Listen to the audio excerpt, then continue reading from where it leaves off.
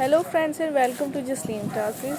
तो आज इस सेशन के अंदर मैं आपके लिए लेके आई हूँ क्लास 5th का यूनिट 3 है हमारा, जिसके अंदर जो सेकंड चैप्टर हम पढ़ेंगे रॉबिन्सन क्रूसो डिस्कवर्स अ फुटप्रिंट। इसके अंदर हम एक रॉबिन्सन क्रूसो के बारे में पढ़ेंगे, जो कि ये आपको एक मैन दिख रहा होगा ये खड़ा हुआ, वो रॉबिन्सन क्रूसो है। और डिस्कवर्स अ फुटप्रिंट मतलब कि एक फुटप्रिंट तो इसे दिखा था। मेरी स्टोरी ही इसकी ऐसी है कि इसे एक फुटप्रिंट दिखा और दूसरा फुटप्रिंट ये खोजने के लिए उसके पीछे ही जुट गया कि मैंने अब दूसरा फुटप्रिंट तो निकालना है। तो वही मतलब है डिस्कवर्स अ फुटप्रिंट।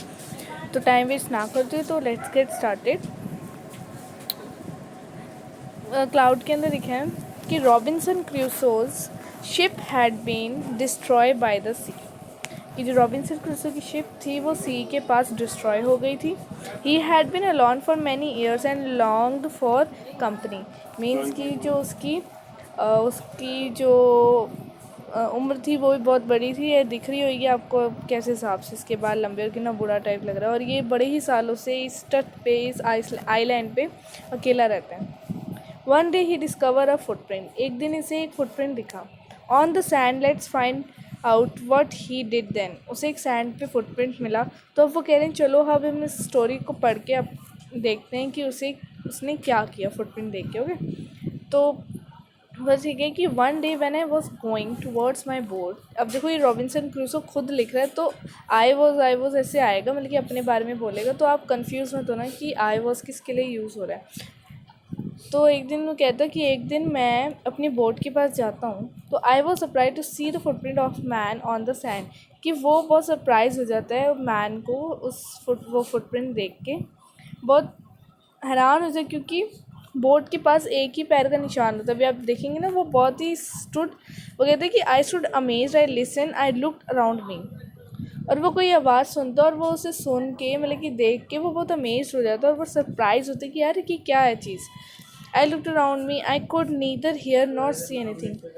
वो कहता है कि ना ही कुछ मैं सुन पा रहा हूँ, बिकॉज कोई आवाज़ ही नहीं आ रही थी, ना ही कुछ वो देख रहा है, क्योंकि आगे पीछे कोई भी नहीं है। तो भाई वो निशान किस गया है ना।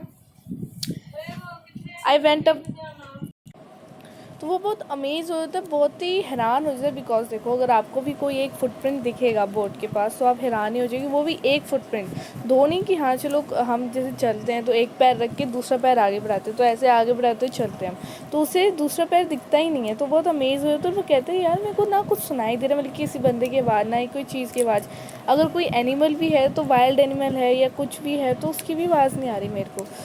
तो क्या करता है, I went up higher to look down, I went up the shore and down the shore. वो कहते हैं कि मैं खड़ा होके देखता हूँ आसपास, नीचे बैठ के भी, किनारे के कोने पे बैठ के। फिर वो कहता है कि मैं नीचे बैठ के भी देख रहा हूँ, मतलब कि शोर मतलब कि समुद्र के किनारे भी मैं बैठ के देख रहा हूँ, तो मुझे कुछ दिखाई नहीं दे रहा। डाउन शोर मतलब कि मैं किनारे बैठ के देख रहा हूँ, मुझे वो भी नहीं दिखाई दे रहा, मतलब कि समुद्र के दूर दूर तक कोई हो। वो कहता है but it was no good. कहता है पर ये अच्छा नहीं है। I could find no other footprint but that one. वो कह रहा मुझे इस एक फुटप्रिंट के अलावा मेरे को कोई दूसरा फुटप्रिंट नहीं मिल रहा। अब वो देखो एक इतने फ्रिटेंड हो जाते, इतना वो मतलब कि जैसे कहते हैं ना कि बहुत दिमाग परेशान हो जाते, कहते हैं अब मैं क्या करूँ। तो कहते हैं I went to it again to see if there were any more footprints and to tell if had been my imagination. वो कहते चलो शायद मैं आगे चल के देख लूँ तो शायद कोई दूसरा पैर के निशान मिल जाए। अगर वो राइट वाला पैर का निशान है तो मेरे को शायद लेफ़्ट वाला मिल जाए। वो कहते हैं शायद ये मेरी इमेजिनेशन हो सकती है, तो चलो मैं देखता हूँ अगेन जाके उसके बाद। वो कहते हैं पर आई वॉज नॉट मिस्टेकन। वो कहते हैं पर मैं कोई मिस्टेकन तो नहीं कर रहा। For there was exactly the print of a foot, toes, heel, every part of a foot. I could not imagine how it came there. I stayed a long time thinking but became more and more confused. वो कहता है कि देखो ये जो पैर का एक मुझे निशान मिला बोट के पास, ठीक है, उसके अंदर पैर के सारे पार्ट्स हैं, मतलब टो भी है, हील भी है, पाम, मतलब कि सब कुछ है उसके अंदर। वो कहता बट दूसरी पार्ट क्यों नहीं है। I could not imagine how it can there. वो कहता कि मैं ये इमेजिन नहीं कर रहा, ये आया कहाँ से एक पैर का निशान। वो कहता मैं इतने मतलब कि इतने सालों से मैं यहाँ इस आइलैंड पे रह रहा हूँ, but became more and more confuse. पर मैं इतना कन्फ्यूज़ क्यों हो रहा हूँ, मेरे को क्यों नहीं पता चल रहा यहाँ पे क्या है। सो हमने पहला का पैराग्राफ हमने पढ़ लिया। अब हम सेकंड पे चलते हैं, बिकॉज ये स्टोरी जो है बहुत ही इन्जॉयफुल है, बहुत थोड़ी सी कंफ्यूजिंग भी है। अब इसका एंड देखना क्या होगा, बहुत ही ना अच्छा एंड होएगा इसका, बहुत ही हंसने वाला एंड होएगा सच्ची में। इस वीडियो को टेल द एंड देखना और बहुत मज़ा आएगा इसे पढ़ने में, मतलब कि सुनने में भी। तो हम पढ़ते हैं, सेकंड पैराग्राफ है।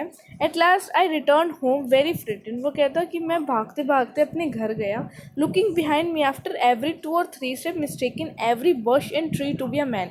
वो कहता जब भी मैं 2 या 3 स्टेप्स रखूँ, मतलब कि भागता हो गया ना, तो ऐसे 2-3 स्टेप पार करूँ तो ऐसा बश या फिर ट्री, ऐसी झाड़ियाँ या फिर पेड़ मुझे ऐसे लग रहे थे कि वो मैन है।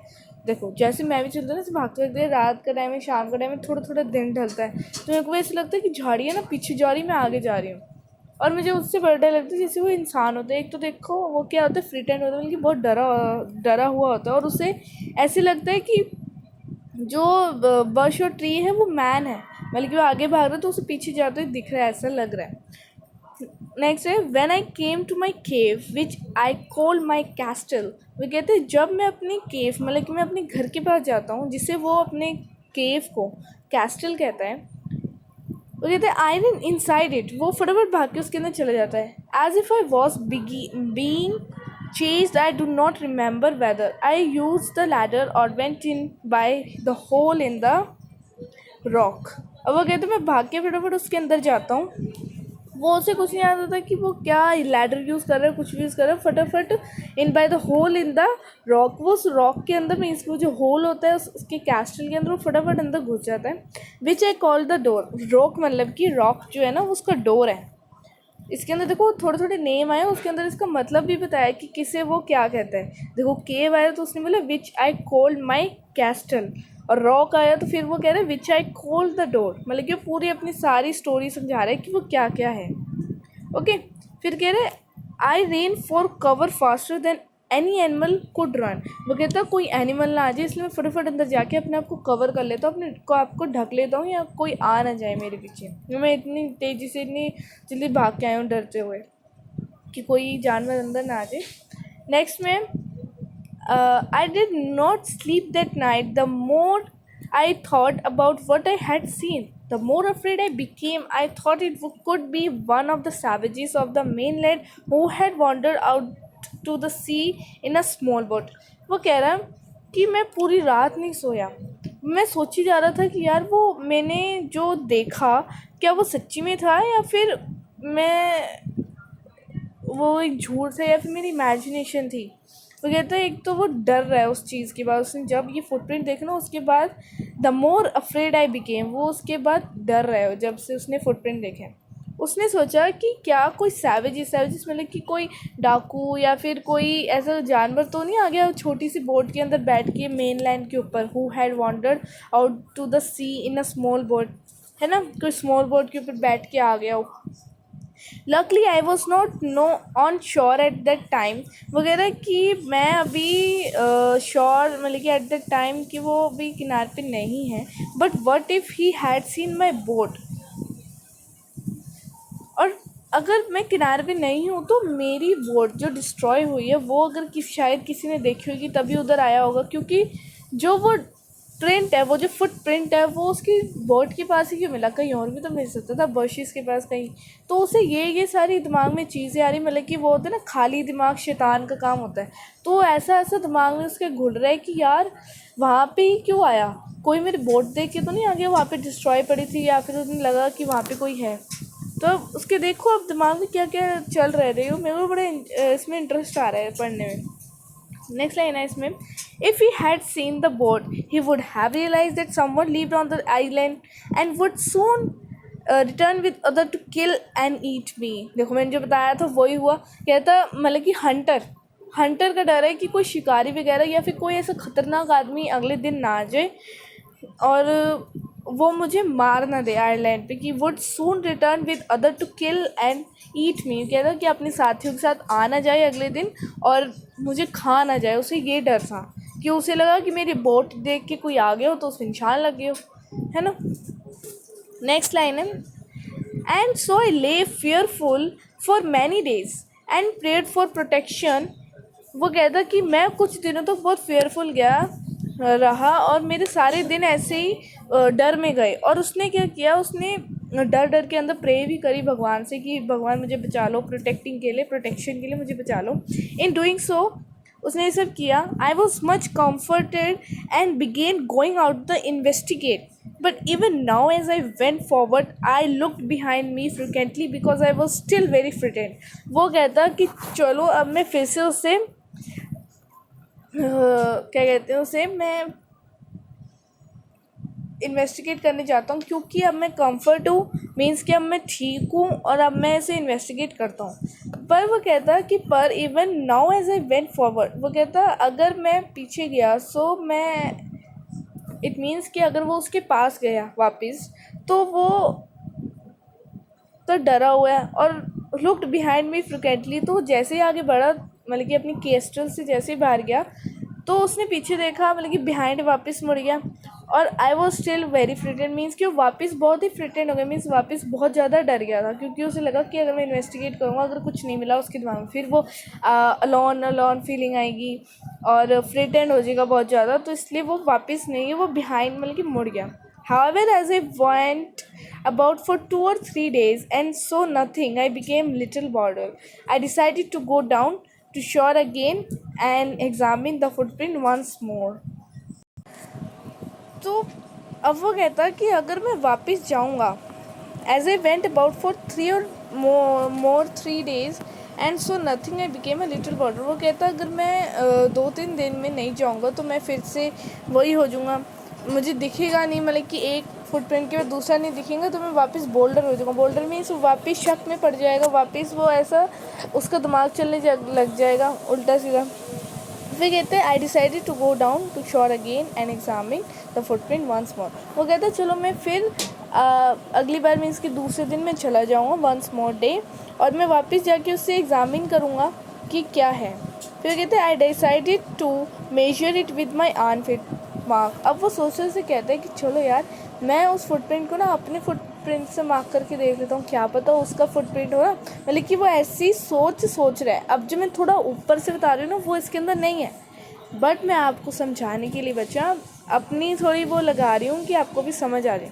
बिकॉज ये बहुत ही इंटरेस्टिंग फैक्ट है. आपको भी अभी थोड़ा आप कंफ्यूज हो रहे होंगे, लेकिन ये बहुत ही अब गुत्थी जो है ये अब थोड़ी थोड़ी सुलझ रही है. अब एंड देखना क्या होएगा इसका. अब है नेक्स्ट सेकेंड लास्ट पैराग्राफ है. As I became closer to the footprint, वो जैसे ही उस फुटप्रिंट के पास जाता है, I realise that it could not be my footprint because I had not come to this part of the beach since a long time. वो कहता है यार ये तो मेरा फुटप्रिंट नहीं है. उसने रियलाइज़ किया क्योंकि वो उस बीच के पार्ट पे गया ही नहीं था बड़े दिनों से. वो तो बहुत दिनों बाद उस अपनी बीच के अपनी शिप के पास गया था, और जैसे उसने शिप देखी तो वो टूटी हुई थी, डिस्ट्रॉय हो गई थी समुद्र के किनारे. तो आई had not come to this part of the beach since a long time. Secondly, as I placed my foot alongside that footprint, it seemed larger than my arm.